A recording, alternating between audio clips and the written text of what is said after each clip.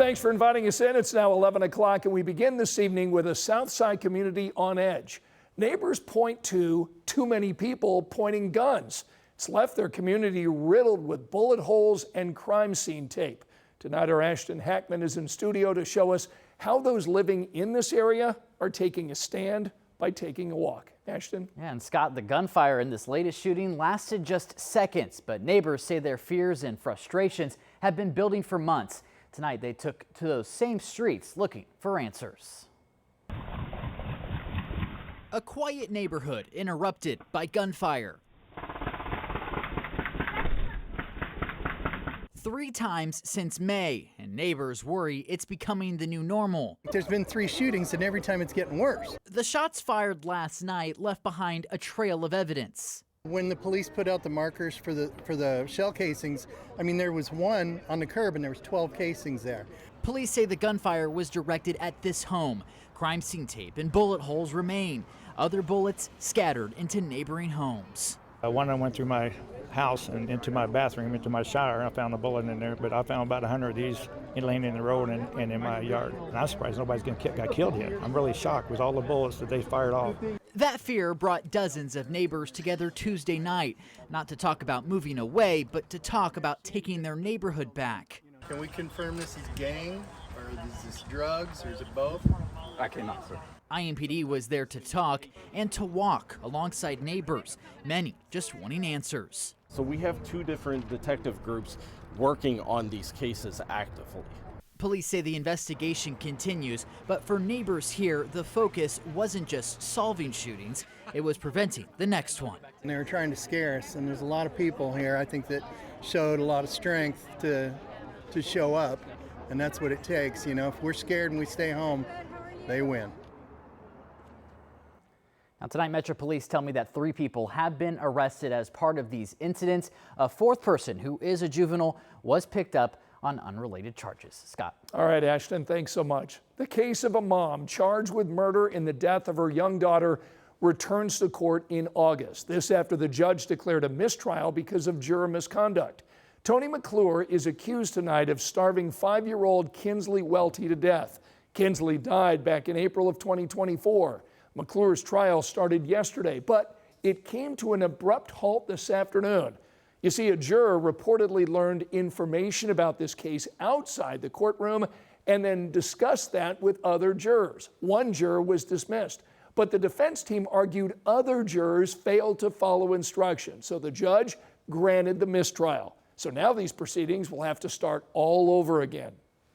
The closer we get to court dates, of course, the heavier the weight, and to have another setback, it's very, very frustrating for sure. The judge in the case rescheduled the trial for August 24th. Jury selection is set to happen the week before. The prosecutor is seeking life without parole. Now, we reached out to the prosecutor's office today. Ryan Mears calls this situation profoundly disappointing, but says that prosecutors are committed to getting justice for Kinsley. Angela?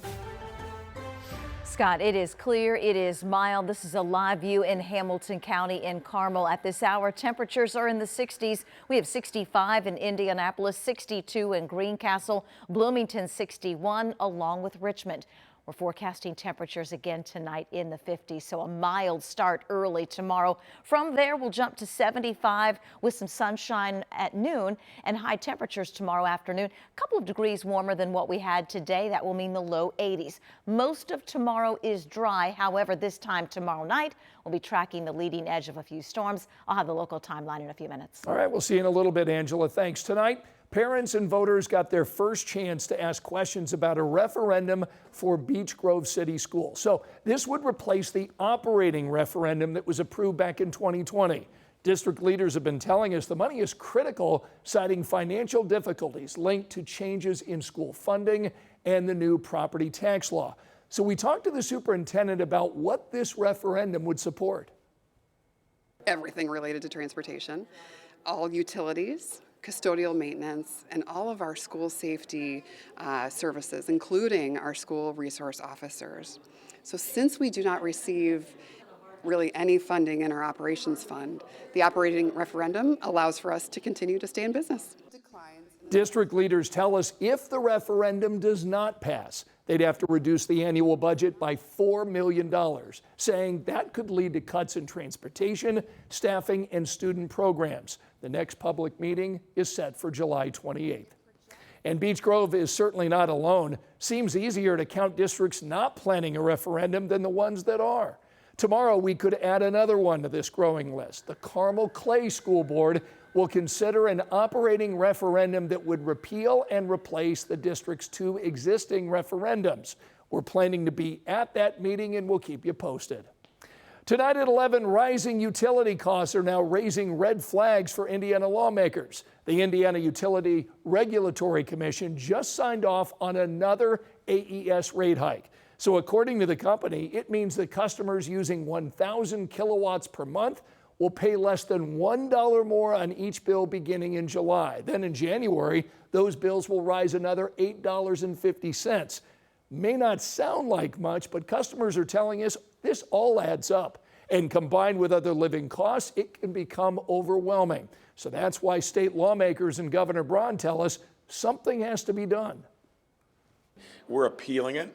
Hopefully that'll do something, but it should send a strong signal to any of the other IOUs that we meet in business on keeping rates down. When we go into session next year, I think that is this time that we talk about how we can provide real relief for ratepayers and not beat around the bush. Governor Braun is calling for another hearing to reconsider the latest rate increase. The governor announced yesterday he was replacing IURC Chair Andy Zay with another commissioner, Anthony Swinger. AES Indiana sent us a statement tonight that says the change reflects the rising cost of generating and delivering electricity. Here's a look at the other stories making headlines right now.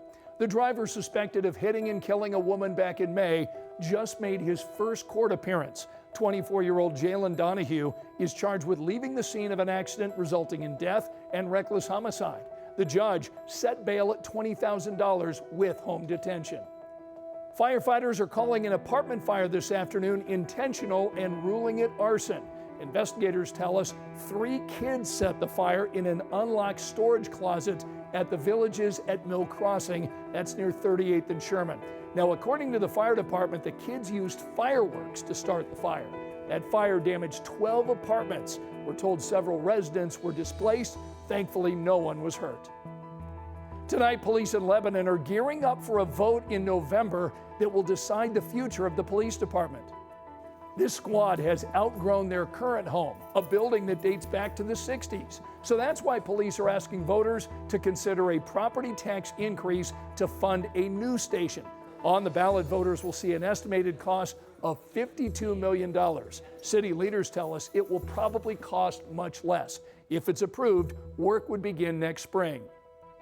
Tonight, DC Blocks is making big pledges to protect residents living near the site of the company's proposed data center in Irvington.